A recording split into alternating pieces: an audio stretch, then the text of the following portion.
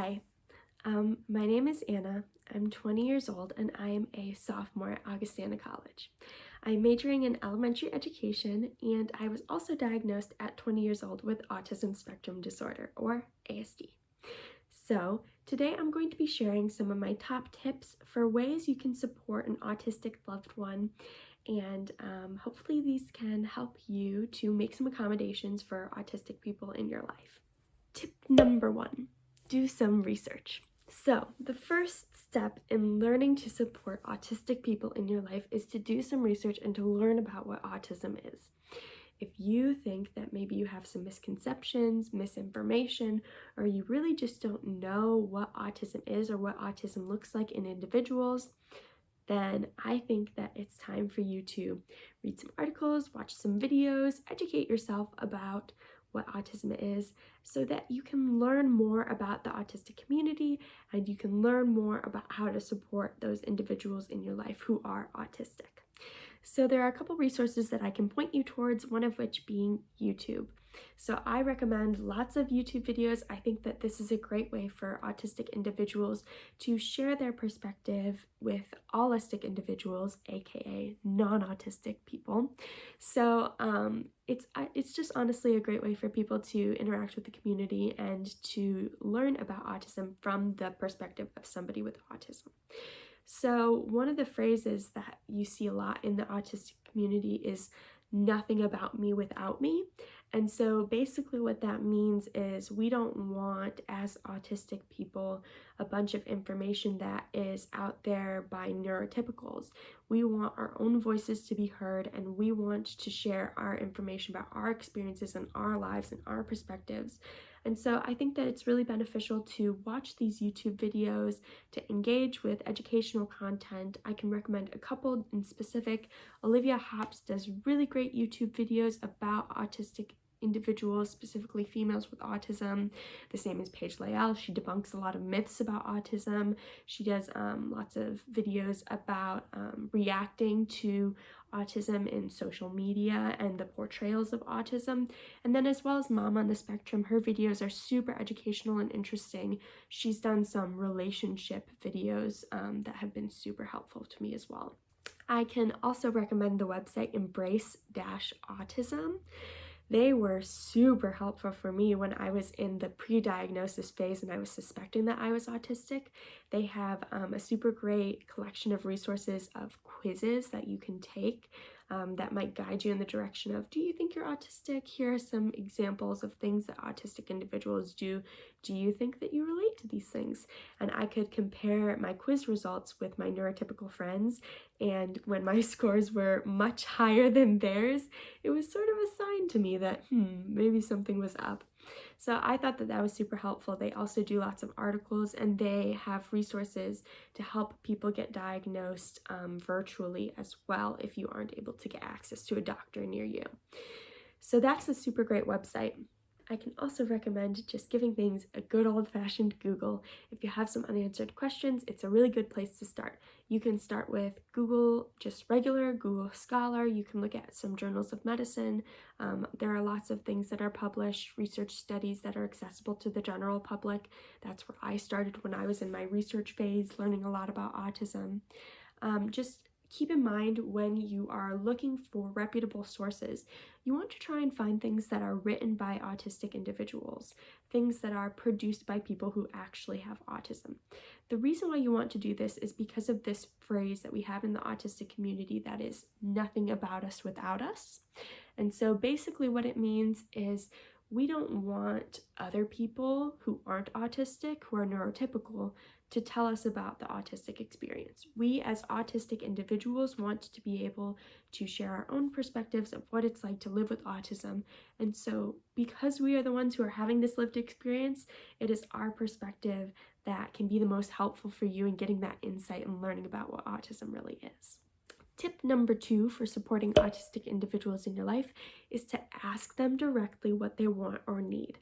So sometimes people assume what somebody wants or needs, and in reality it might be actually easier if you would have just asked them directly, because then you would know for sure.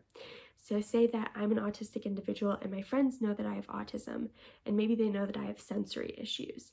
They might assume that that means that I want the car music turned down lower. Or they might assume that that means that maybe I don't want to go to that concert with them. It's going to be too overwhelming. And so they're making decisions for me without actually consulting me about what I actually want. So that's why tip number 2 is to actually ask individuals what they want or need, because it's the easiest way to know without assuming what somebody needs. Number 3, when you are talking to somebody with autism, I think that it's important to be as direct and specific as possible when you are asking them for something. So, for example, I don't do really well with implied social interactions. So, say that I was at home and my mom was saying, it would really be nice if somebody would just do the dishes. To me, in my brain, I don't understand that that's her saying, I would like you to do the dishes. Instead, it's easier for me to understand when my mom says, hey, by the way, would you mind doing the dishes? So, by asking directly and communicating directly your wants and needs with an autistic person, you help them so that they don't have to figure out that implied social behavior. That's something that a lot of people struggle with. Number 4, use effective communication strategies. If you don't know what that means, maybe this is time for you to give a Google to effective communication strategies. So, for example, for me, what this means is, like I said previously, being direct when it comes to confrontation and arguments, using I statements instead of blaming and putting a lot of pointing fingers, putting blame on other people. So, saying, I felt this way when this happened, instead of saying, you did this and you're such a horrible person. So it can help a lot with conflict resolution, as well as just learning how to be an effective communicator. That can help you in all aspects of your life, not just with autistic people. So brush up on your communication skills, people. Number 5, try to stick to plans. A lot of autistic people struggle with plans changing. They struggle with change in general. They struggle with spontaneity.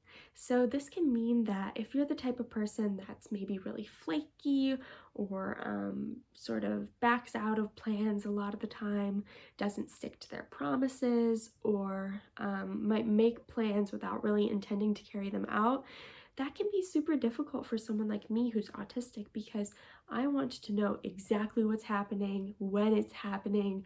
I need to prepare myself mentally for the events that are going to occur in my life. And so it really helps me out if my friends say, hey, would you like to grab coffee on Saturday? And I say, yeah, I'd love to. What time? And they say 2 o'clock. So then in my head, I know I'm getting coffee with my friends on Saturday at 2 o'clock. And if my friends stick to that plan, obviously life happens, things change, but if they do their best to stick to that plan, then it helps me in sort of thinking about my overall life and being able to structure my day and to have that routine and schedule. Things like routine and schedule are really important to a lot of autistic individuals.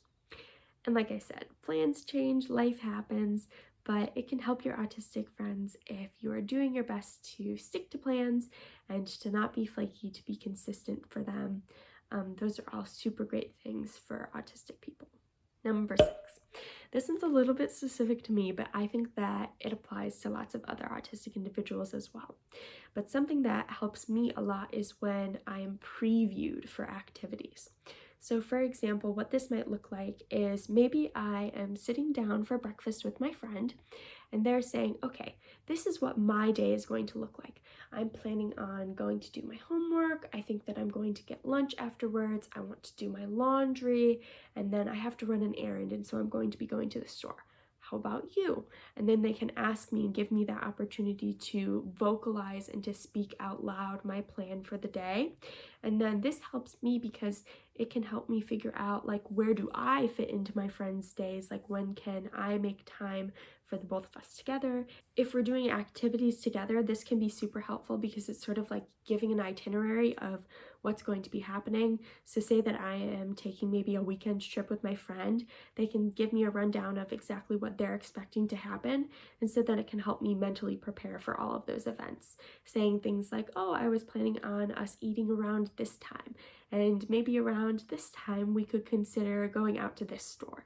So those are all things that are super helpful for me specifically because it just helps me a lot to know what's going to happen and to be able to mentally prepare myself for that. Number 7, do not take offense when an autistic individual does not understand your social cues. So, an example of this might be, say that you are sitting at dinner with one of your autistic friends and they have been talking forever, and you are sitting here bored out of your mind because they're going on and on about something that you're not super interested in, and you're trying to find a polite way to show them that you aren't super interested and you're ready for the conversation to move on. Well, maybe this is the time for you to be direct, or maybe this is the time for you to understand that autistic individual might not understand that they have been talking for far too long, for an inappropriate amount of time, for a time that is not socially acceptable. They might not understand that, you want some time to speak and you want them to make room for you in the conversation, and they aren't making room for you in the conversation. They haven't asked you about your day or the things that you're interested in, and you're sitting here thinking, man, this autistic person is just so inconsiderate. It's maybe not that they're inconsiderate, it's maybe that they're just autistic and they aren't understanding the social cues that you intrinsically understand. So say that you're getting frustrated with somebody who's autistic. Maybe take a step back and think about, is this behavior a result of them being autistic? And what can we do about this behavior to make sure that they're understanding what my needs are and I'm understanding what their needs are? Number 8, develop relationship accommodations. Well, relationship accommodations are kind of exactly what it sounds like, accommodations that apply to relationships. So this doesn't necessarily mean romantic relationships, this can mean any kind of relationship. And an accommodation is just something that makes things easier for the autistic individual and makes things easier for the neurotypical individual as well. So, a good example of this is, maybe I have a lot of sensory issues, and like I said earlier, driving in the car and having the music so loud just drives me nuts. So, maybe with my friends, we have a rule that when I'm in the car, the music volume is a little bit lower to help me with my sensory issues. Maybe my neurotypical friend really struggles to pay attention and stay engaged in conversation when I have been talking about my special interest for 20 minutes. Well, maybe we have some sort of sign for that neurotypical friend to tell me when they're sort of getting bored and uninterested in the conversation in a polite way so that we're able to transition to a different topic. So maybe they say something kindly about, like, hey, I know that you are just super excited and want to tell me everything about this, but can we hold off on this conversation until I have more mental space and energy to have this conversation with you? That's a great way of telling that person that, I care about you, but now is not the time for us to be talking about this. Another example of an accommodation that I see a lot in autistic relationships in adulthood is having separate bedrooms. Autistic people need a lot of time to decompress, and so maybe this means sleeping in separate beds than their partner. And although this might not be conventionally acceptable, or I don't really know the right terms, but I guess it's not really considered normal in our society.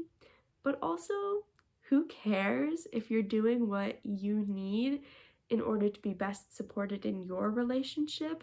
I think that that's sort of the most important thing rather than what's socially acceptable. And my last tip number 9, is to model healthy relationships. So in your relationship with an autistic individual in your life, you want to try and to think about these strategies that I've talked about: effective communication, being direct, being open and honest. These are all really beneficial things and skills for autistic individuals to learn, and so then they can take those skills and carry them on into other relationships.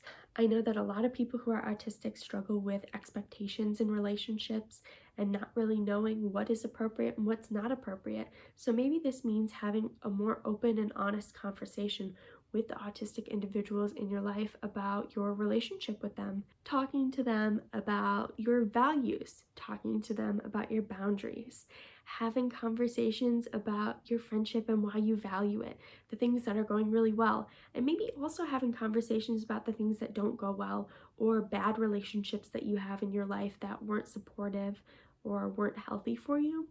Talking about these things with autistic individuals can help them learn, okay, this is what a healthy relationship looks like, and this is maybe some things that are concerning.